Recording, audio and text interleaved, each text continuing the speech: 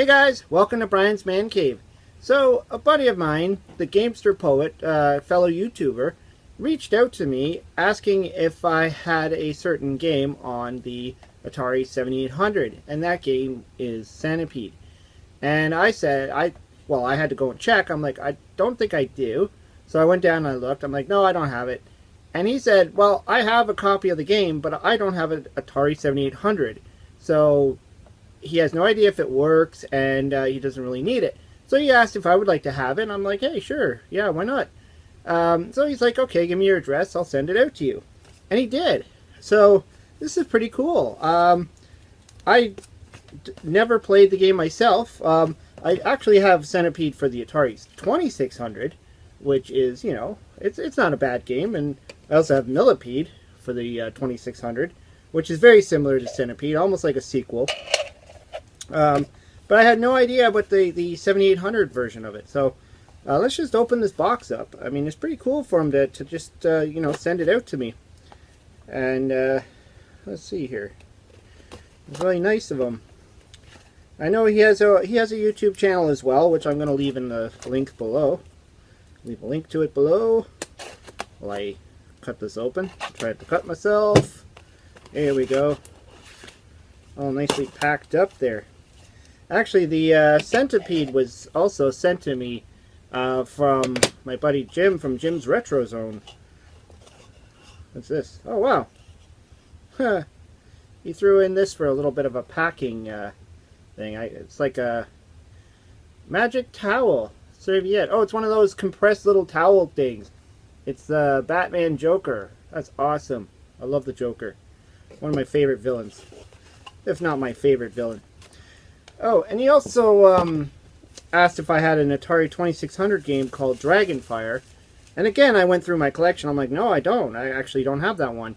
And so he decided to throw that in too, which is extra nice of him. I have no idea about this game. I haven't actually looked at it or looked into it, so I'll definitely save this for a video. But let's see here. We got, there it is, Centipede for the Atari 7800. Now, he said he didn't test it. Obviously, he couldn't test it. Got some bubble wrap, too.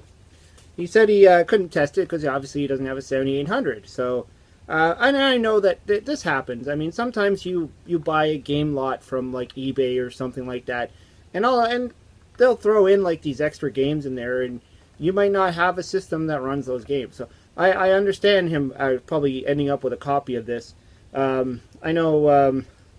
you know, the Atari creep even, I remember him saying he had, like, Intellivision games before he had an Intellivision. So you never know when you're going to get a system to run it on, and I think he just kind of got to the point where he's like, I don't really need this anymore. So he decided to pass it on to me. So that's cool. So what I'm going to do is I'm going to clean this up. I'm going to put this into my Atari 7800 Pro system, and I'm going to play some Centipede. Okay, the moment of truth. Does it work? Alright, we got the Atari screen, and we got Centipede. Well, that's pretty cool. The Centipede's kind of going through the logo there.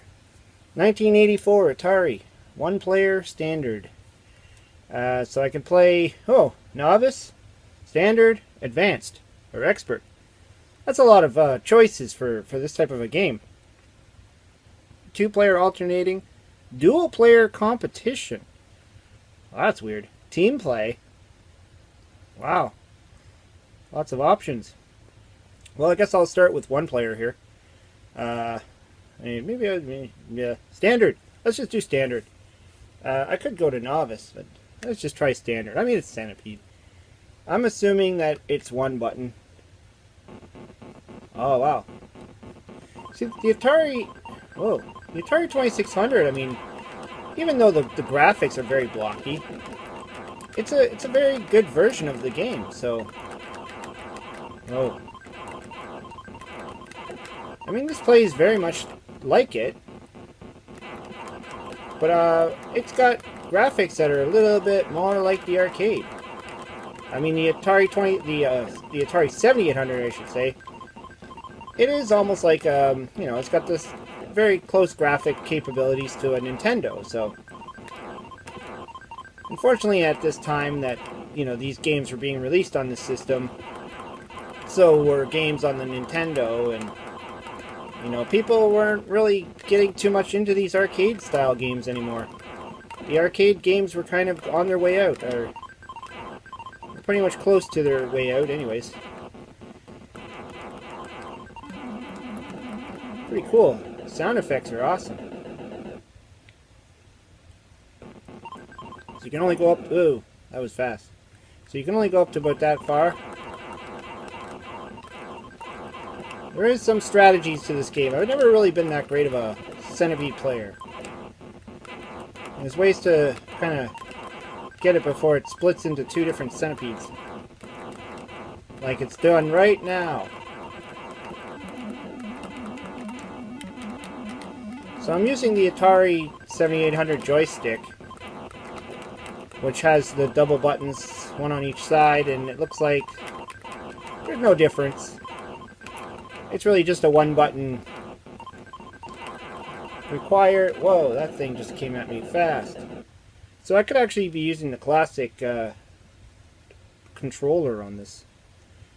Okay, so two-player alternating obviously would be me go, and then you go, and then me go, and then you go. So what would this dual-player competition be? Okay, that's what I thought. So there's two of them that can play at the same time. That's the other player right there. I don't have another joystick plugged in, so I can't really move them, but that's kind of neat. I wonder what the other thing is there. Team play. I mean, how does that work? Is it just the same thing? I wonder what the difference is.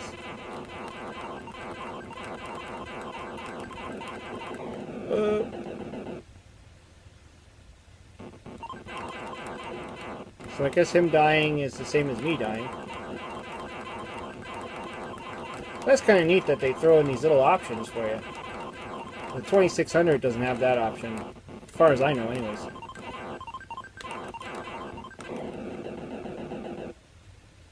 But not bad.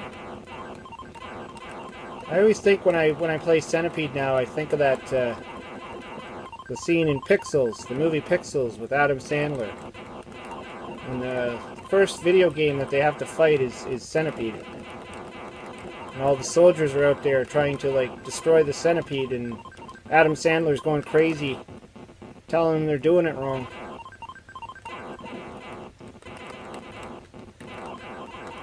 Because if you hit it in the middle, it splits into two, just like that. Whoa. So another thing I just noticed, if I hold the button down, I get into like a rapid fire mode here. I don't even have to keep clicking on the button all the time. Then again, you're hitting all those mushroomy things. I don't know if that's a good thing.